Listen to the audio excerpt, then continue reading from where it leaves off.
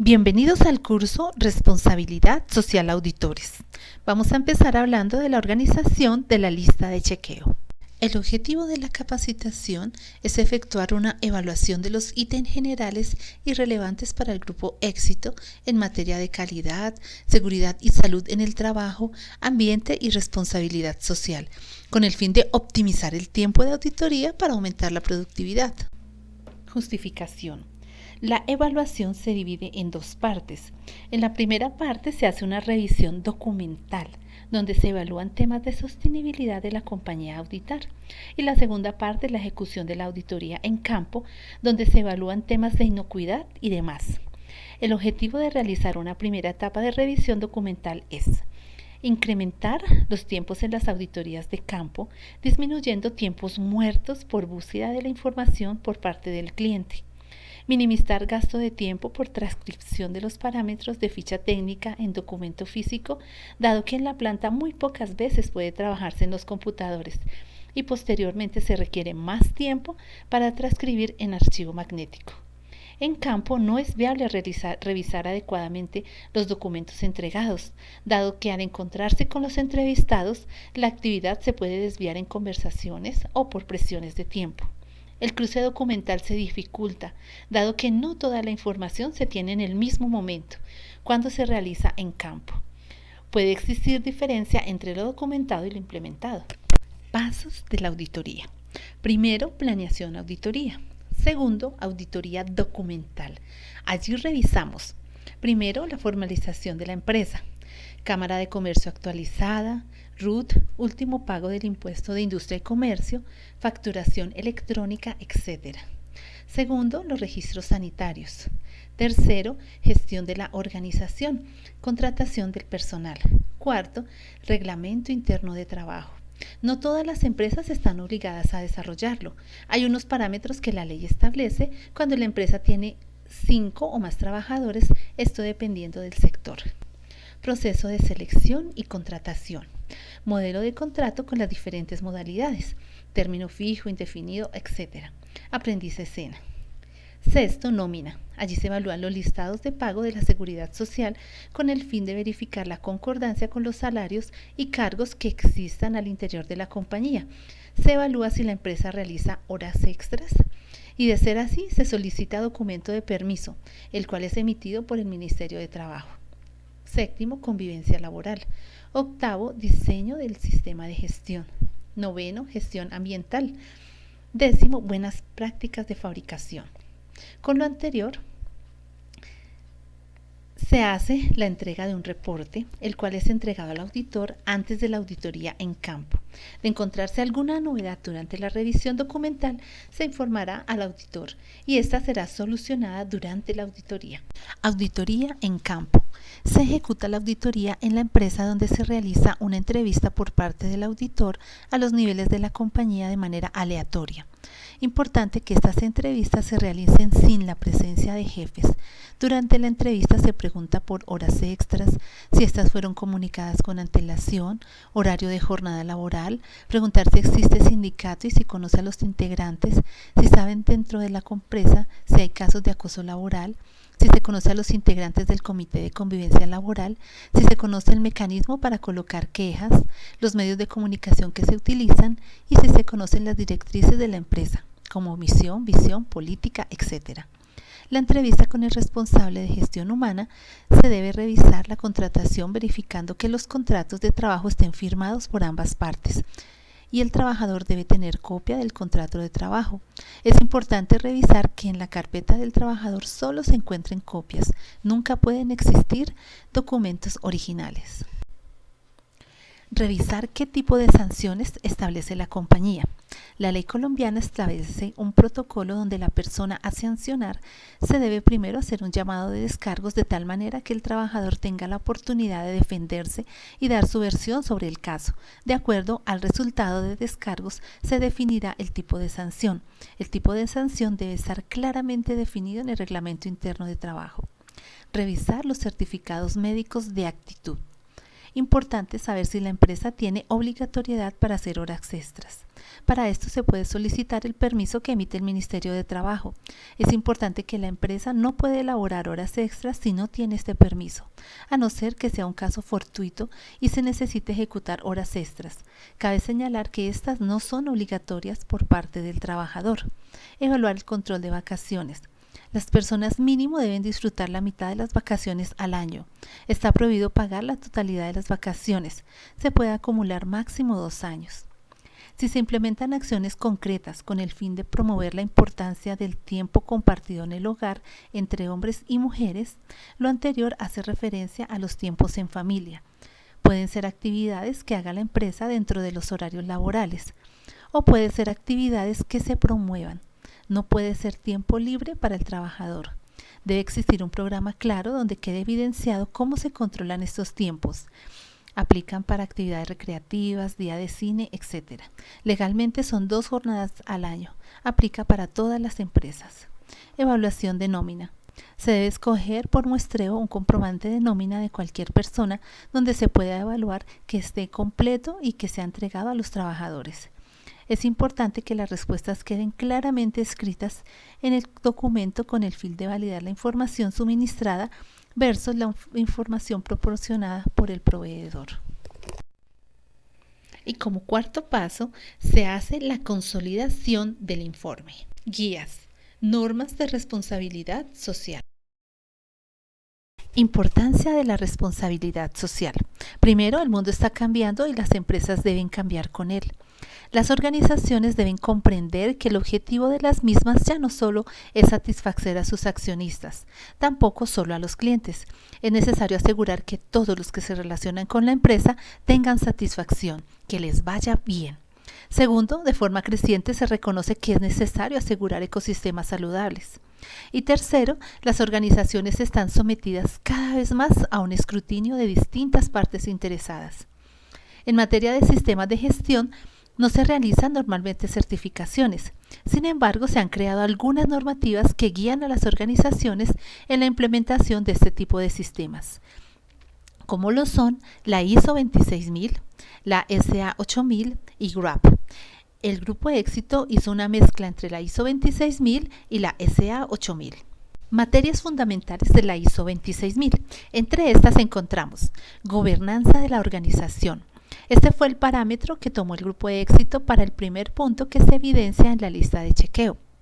Prácticas sociales, nómina, horarios, medio ambiente, prácticas justas de operación, sanciones, asuntos de consumidores, participación activa y desarrollo de la comunidad, derechos humanos. SA 8000.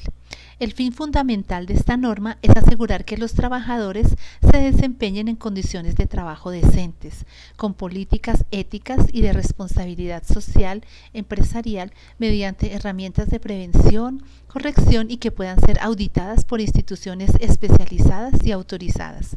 La norma establece los siguientes temas sobre los que las empresas que lo deseen deben acreditarse: trabajo forzoso, salud y seguridad, asociación libre y el derecho a la negociación colectiva, discriminación, prácticas disciplinarias, horarios de trabajo, compensación y sistemas de gestión.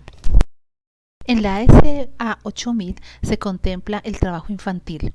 Menor de 14 años se considera trabajo infantil. Mayor de 15 años se puede ejecutar labores, pero bajo ciertos parámetros, los cuales serán mencionados más adelante. Trabajos forzados, seguridad e higiene en el trabajo, libertad de asociación y derecho a negociaciones colectivas, es decir, sindicatos, discriminación laboral, medidas disciplinarias, horario laboral, remuneración, sistemas de gestión, incluido el control de proveedores y subcontratistas. GRAP. Este es un programa de certificación para fábricas productoras de artículos de costura como prendas de vestir, calzado y accesorios. Este programa certifica instalaciones conforme al cumplimiento de los principios GRAP, los cuales aseguran condiciones laborales seguras y saludables, así como respeto a los derechos de los trabajadores. Adoptar los principios GRAP, el modelo integral para fábricas, es el mayor programa de certificación para el sector textil. Este es apoyado por la Federación Internacional Textil y otras asociaciones de negocios globales. Además, este programa adopta un modelo de sistema de gestión orientado al cumplimiento que requiera la gestión directiva de las instalaciones para la puesta en práctica de los principios GRAP. El programa GRAP incluye: primero, cumplimiento de leyes y reglamentos del lugar de trabajo. Segundo, prohibición de trabajo forzado. Tercero, prohibición del trabajo infantil. Cuarto, prohibición de acoso o abuso. Quinto, compensación y beneficios. Sexto, horas de trabajo. Séptimo, prohibición de la discriminación. Octavo, salud y seguridad. Noveno, libertad de asociación colectiva. Décimo, medio ambiente. 11, cumplimiento de aduanas. 12, seguridad. En el grupo éxito se abordarán los siguientes temas: gestión de la organización, mano de obra infantil, trabajo forzoso u obligatorio, negociaciones colectivas y mecanismos de reclamación, diversidad e inclusión, medidas disciplinarias, horas laborales y horas extras, remuneración, medidas disciplinarias, medio ambiente, salud y seguridad en el trabajo, gestión de la organización, gobernanza. ¿Cómo se asegura la gobernanza? La gobernanza es un sistema por el cual una organización toma e implementa decisiones con el fin de lograr sus objetivos. Los procesos y estructuras de la toma de decisiones serán los que permitan aplicar los principios y prácticas de responsabilidad social dentro de la organización. Normatividad legal laboral, reglamento interno de trabajo, contrato laboral.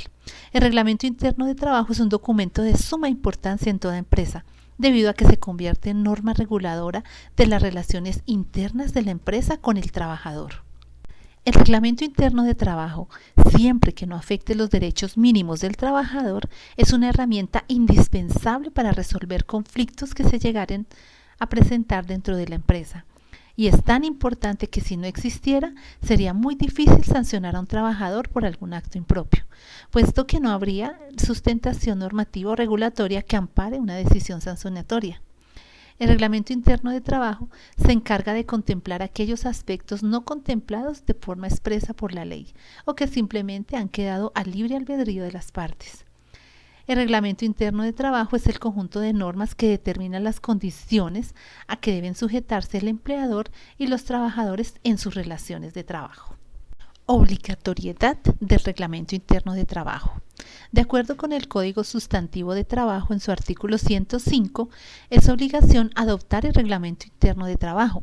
Primero, todo patrono, persona natural o jurídica, que ocupe más de 5 trabajadores de carácter permanente, no inferior a un año, en empresas comerciales, o más de 10 en empresas industriales, o más de 20 en empresas agrícolas, ganaderas o forestales.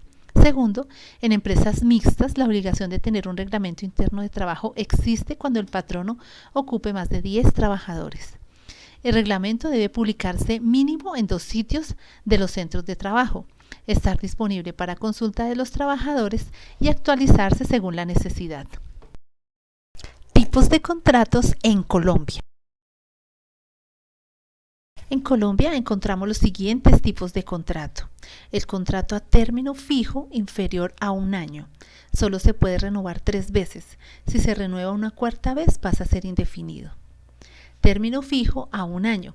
Se puede renovar de manera ilimitada anualmente. El contrato a término indefinido. El contrato por obra o labor. Contrato por una labor o una obra específica. Contrato en misión. Se realiza a través de las temporales. El contrato de aprendizaje. Se puede realizar a través del SENA o aprendiz universitario. El contrato civil o por prestación de servicios. Características. Acuerdo entre empleado y empleador a través del cual se establecen y formalizan funciones y responsabilidades a realizar por parte del empleado, así como la remuneración que va a recibir éste como pago de sus servicios. Contrato laboral. Se establecen los derechos y obligaciones de cada una de las partes, así como el consentimiento mutuo de la relación comercial y el objetivo de dicha relación. Contrato a término fijo. Es un contrato laboral que tiene un límite temporal especificado de manera clara en el contrato. Puede ser prorrogado indefinidamente, salvo en los casos en los cuales el plazo pactado sea inferior a un año. Los contratos a término fijo se pueden clasificar en dos modalidades de contratación: los contratos con vencimiento igual o superior a un año y los contratos con un vencimiento menor a un año. Los contratos con modalidad superior o igual a un año se deben constar siempre por escrito. El término de su duración no puede ser superior a 3 años, pero puede ser prorrogable de forma indefinida. Si hay periodo de prueba, debe constar por escrito al inicio del contrato. Para su terminación no se requiere previo aviso. En caso de terminación unilateral del contrato sin justa causa, el empleador deberá pagar al trabajador una indemnización en los términos que establece la ley. La modalidad inferior a un año: este tipo de contratos únicamente pueden prorrogarse hasta por 3 veces los periodos iguales o inferiores, al cabo de los cuales el término de renovación no podrá ser inferior a un año. Para su terminación no se requiere aviso previo. En caso de terminación unilateral del contrato sin justa causa, el empleador deberá pagar al trabajador una indemnización en los términos establecidos en el artículo 28 de la Ley 789 de 2002.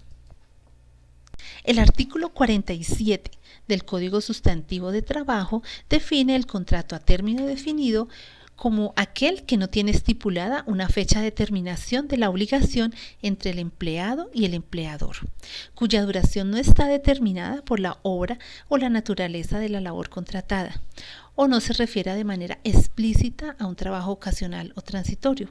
Puede hacerse por escrito o de forma verbal. Tips del contrato a término indefinido. Si se requieren establecer cláusulas específicas para el contrato, es necesario formalizar el contrato a través de un contrato escrito. El empleador se compromete a pagar las prestaciones sociales, prima de servicios, descansos remunerados y aportes para fiscales. En caso de la terminación unilateral del contrato sin justa causa, el empleador deberá pagar al trabajador una indemnización en los términos establecidos en el artículo 28 de la Ley 789 de 2002. Contrato por obra o labor. El contrato es por una labor específica y termina en el momento que la obra llegue a su fin. Este tipo de vinculación es característica de trabajos de construcción, con profesores de cátedra que cumplen su labor una vez haya terminado el periodo académico. Este contrato es igual en términos de beneficios y descuentos a los contratos indefinidos y definidos, por ser un contrato laboral. Contrato de aprendizaje. Este tipo de contrato es una forma especial de vinculación a una empresa y está enfocada a la formación de practicantes, donde éste recibe herramientas académicas y teóricas en una entidad autorizada por una universidad o instituto, con el auspicio de una empresa patrocinadora que suministra los medios para que el practicante adquiera formación profesional metódica en el oficio. Contrato temporal, ocasional o accidental. Esta forma de contratación puede hacerse por escrito o verbalmente, es decir, que no tiene que ver con las labores propias que desarrolla el contratante.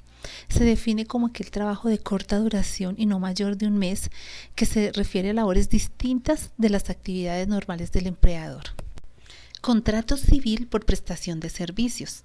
Este tipo de contrato se celebra de manera bilateral entre una empresa y una persona natural o jurídica especializada en alguna labor específica.